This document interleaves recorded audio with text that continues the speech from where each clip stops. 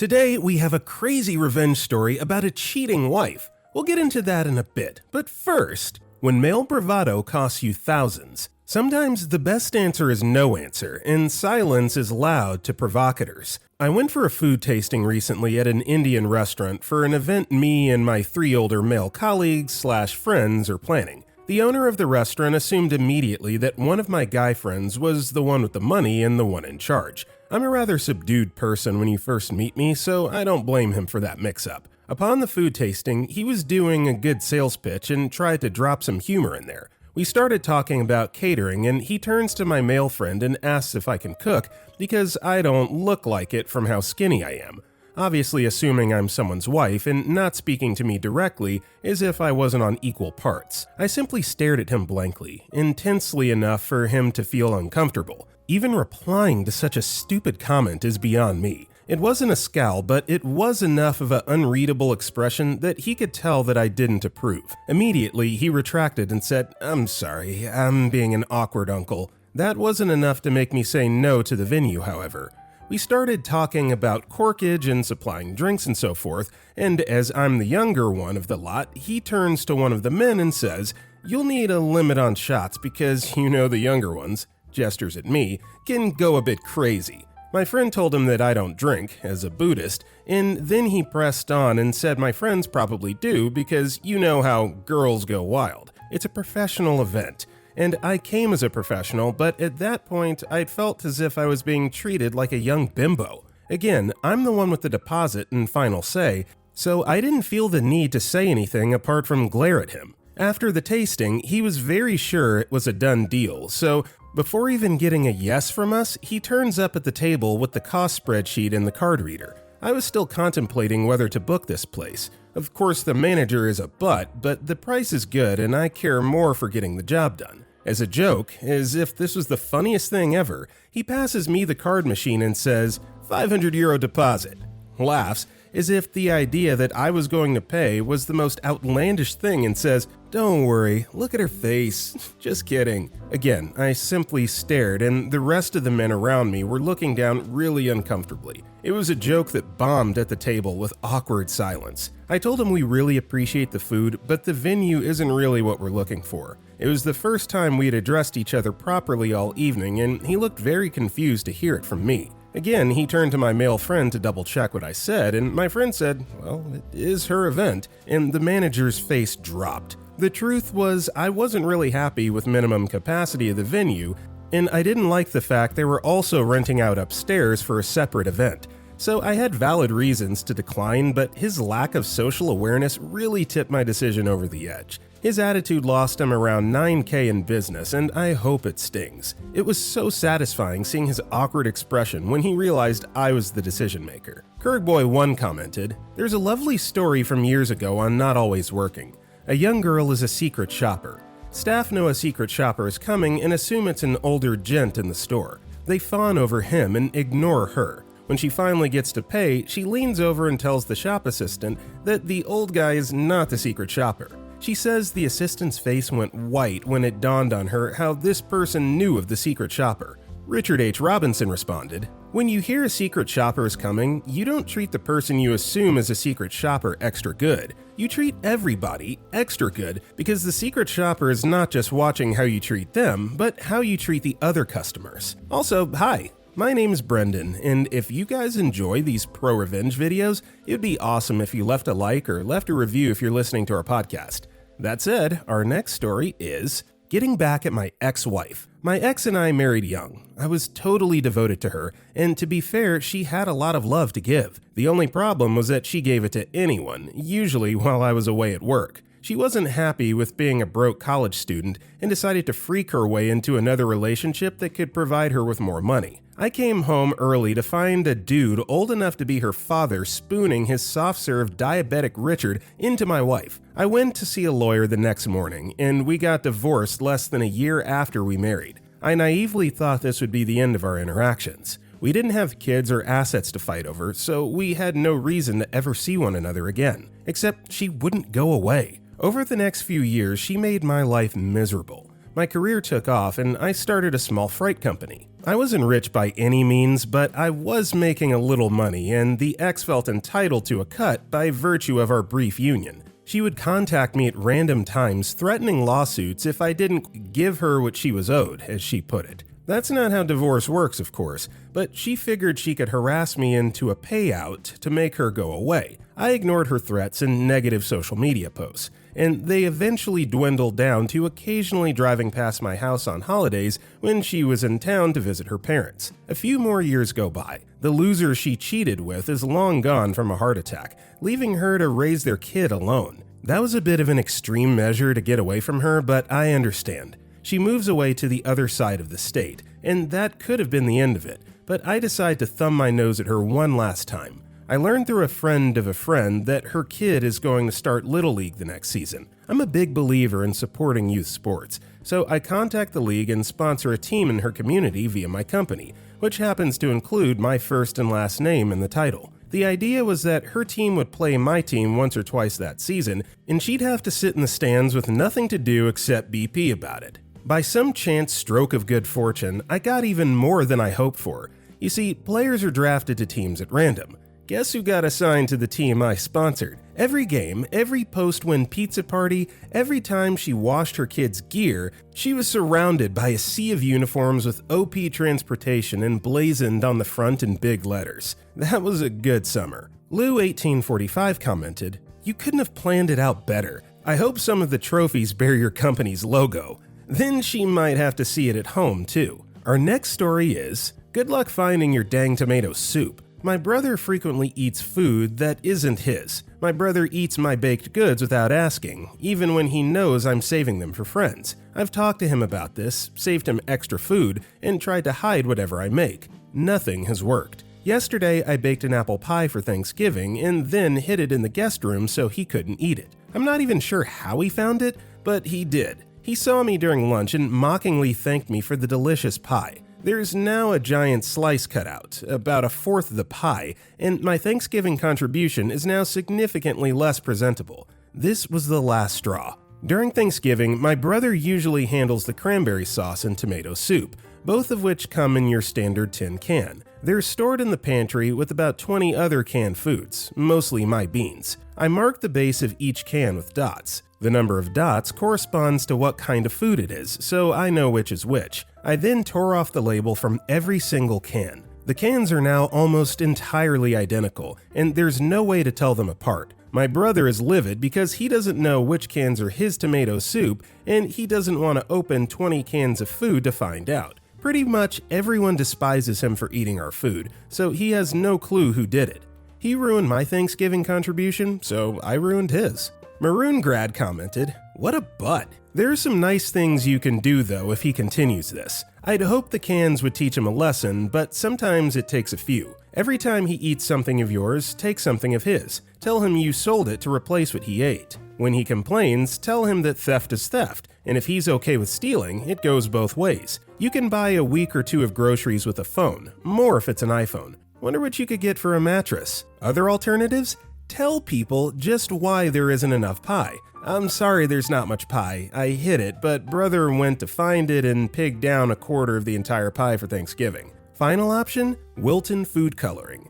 We're talking less than a drop will color frosting for an entire big cake. Make the icing on something black or put black food coloring inside and enjoy the show. Finally, when he gets roommates anywhere, warn them that he's a food thief, preferably before he can sign a lease. Flat out ruin all his potential roommate situations by telling them what he's like. Our next story is, honk at me because I'm driving only slightly too fast? Watch me drive at the exact speed limit and not a tiny bit faster. I just drove back home from getting groceries, through a residential area where there's a fixed 30 km per hour, about 18.6 mph, speed limit for about 2 kilometers, about 1.2 miles. I'm going slightly faster already, like 33 to 35 kilometers per hour, because I want to get home, but I don't want to risk a ticket. But somehow, the truck driver behind me still felt the need to flash his lights and even honk at me.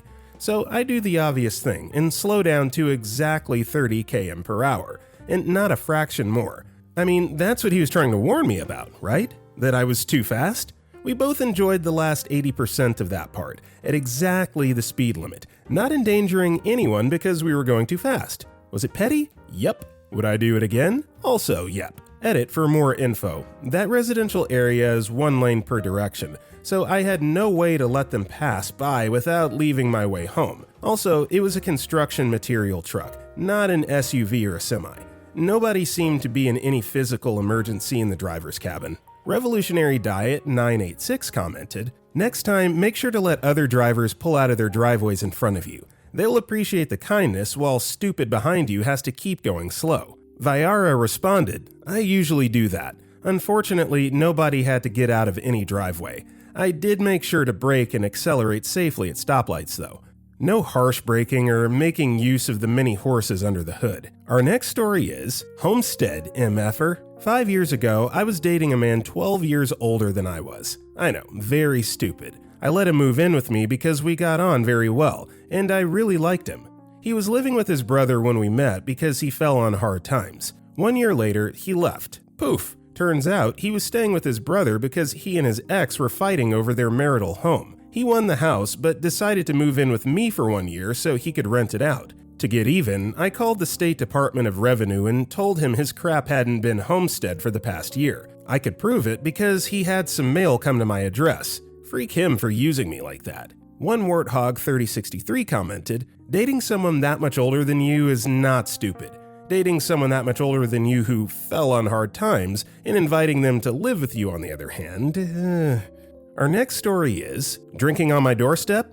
Get fired. Many years ago, I worked at an office in the city center just a couple of blocks from my rented apartment, so I often ate lunch at home. It was so nice being able to relax at home in the middle of the workday until summer came around. You see, there was a bar right next to the very narrow door from the building's stairwell out to the street, so occasionally I'd come home to find someone sitting on the doorstep, beer in hand, especially on weekends, but I'd just politely say, "Sorry bud, I need to get in here," and they'd inevitably stand up and let me pass, usually saying, "Oh, sorry bud, back." Not a big problem in my life, in other words. But then, one day, I came home for lunch and there was a construction worker, around 50 years old, with high-vis vest and a safety hat, sitting on the doorstep with a half-drunk beer in his hand. As always, I said my usual, "sorry bud" phrase, but instead of standing up, this mother freaker looked up at me with contempt, looked down again, and didn't move.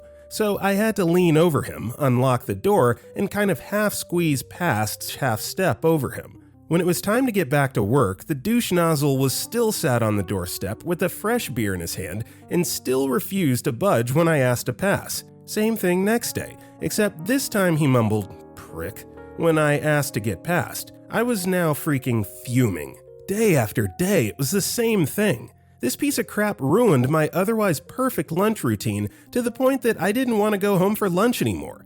Sometimes the crap bag was sat there when I came home at the end of my workday. But then I got an idea. I took a longer lunch than usual, ate a sandwich on a bench diagonally across from my apartment, and watched him arrive at the bar, drink 3 beers on my doorstep, and when he got up to leave, I followed him to his workplace just down the street. And this is where I got really lucky.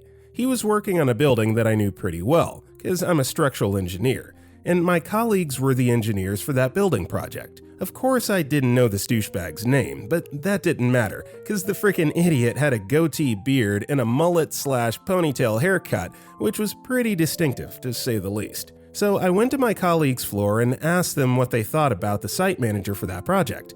They replied, "Yeah, he's a good guy, professional, meetings are always friendly." My eyes lit up. "Well, next time you're on site, can you tell him that it's come to your attention that one of your guys is drinking at least 2 beers every lunchtime at name of bar and returning to work drunk? Around 50 years old, brown hair, goatee, and mullet." My colleague told me 3 days later that the site manager was fuming when he heard what they had to say. He knew immediately who the guy was and had zero tolerance for guys being under the influence on site as they're a danger to others. So he had followed him at lunchtime, saw him sitting at his usual spot on my doorstep with a beer, and as soon as the guy arrived back on site after lunch, he was fired on the spot. He made sure to do it in front of his other guys, so A, they would know not to be stupid, and B, word would get out that this guy was an irresponsible drunk. Good luck with finding work in this town, freakwad. Grandma Patty64 commented, I know this was more for petty revenge, but honestly, you may have saved someone from getting hurt or killed. You may have even saved him from being hurt or killed.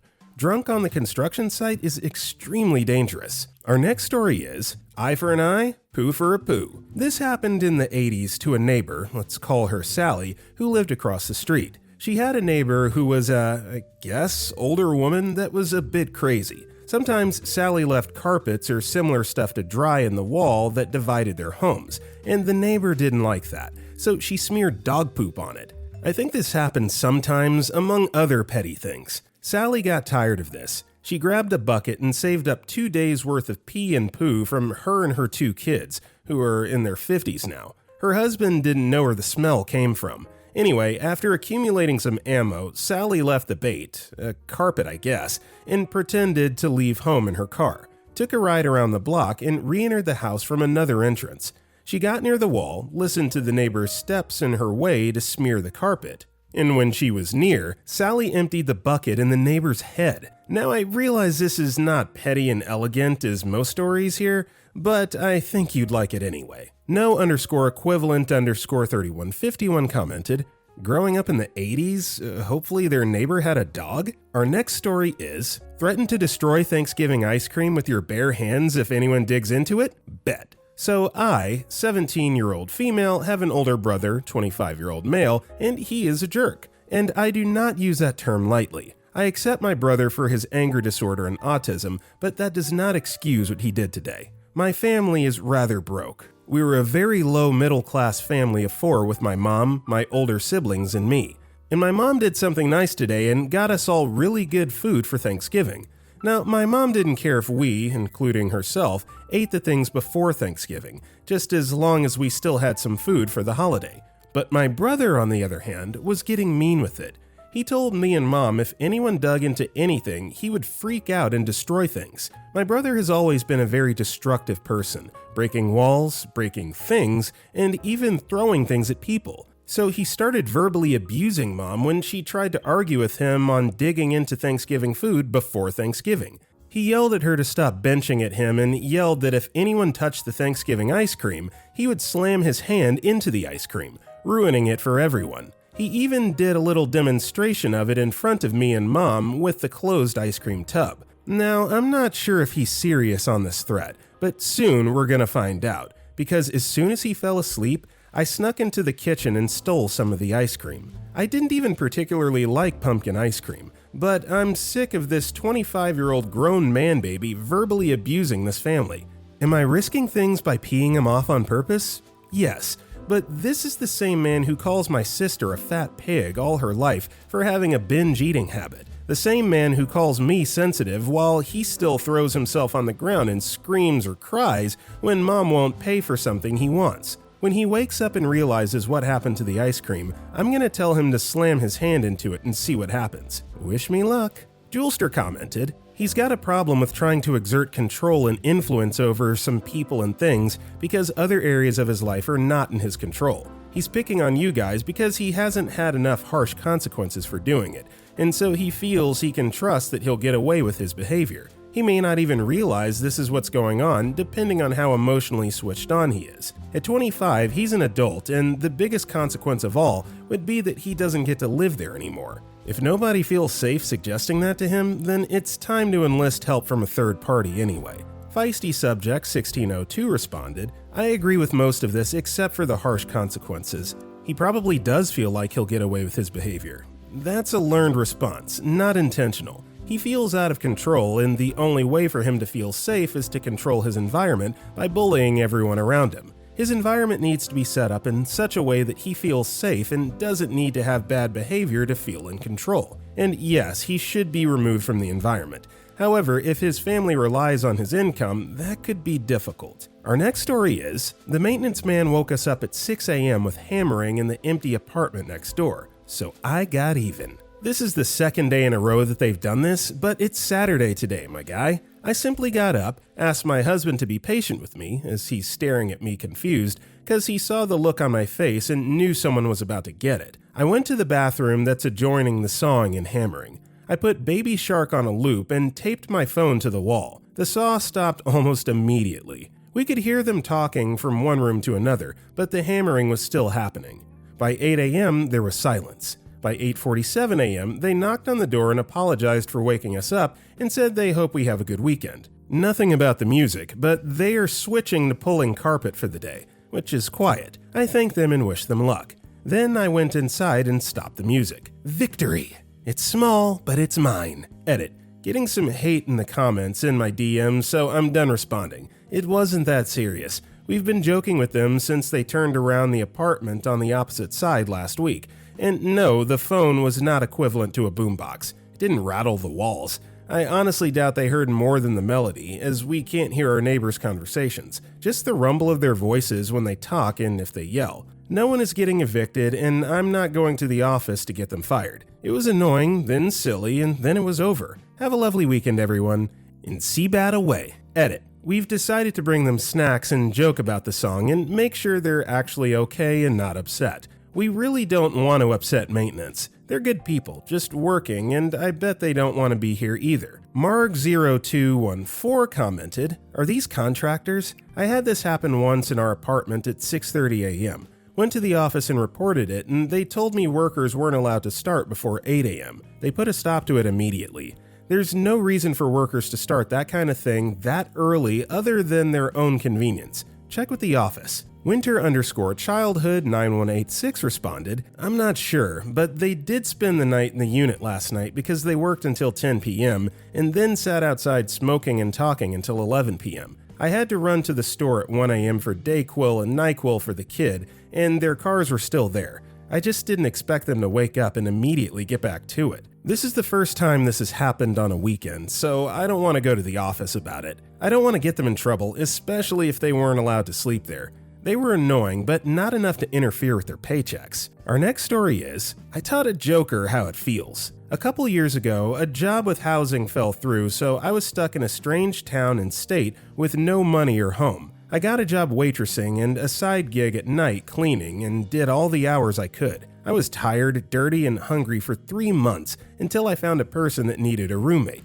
Things got better, and I even got a little cat that kept me company. Luckily, the town was near a tourist area, and enough folks got lost on the way to tourist places that the diner I worked at was busy. But Sundays were the worst. The locals on Sunday didn't tip, and without tips, I went hungry. One Sunday, a local family left a $100 tip, but the tip turned out to be fake, with a sermon on the back, and it was stamped with the local church name and address. I was salty. For over a year, that same family came in. I very gently tried to tell the man how disappointed I was when it wasn't a tip, but he said riches and God were better. He didn't ever tip at all for the whole time I was there. Then in September, a hurricane came through. The diner was flooded and closed. Since I didn't have a job anymore, I could go to church on Sunday if I wanted. I bought a lottery ticket and went to that church with the $100 sermon. The guy was there, and turns out he was the pastor. There was only about 30 people in the church, and it had lost part of the roof in the storm.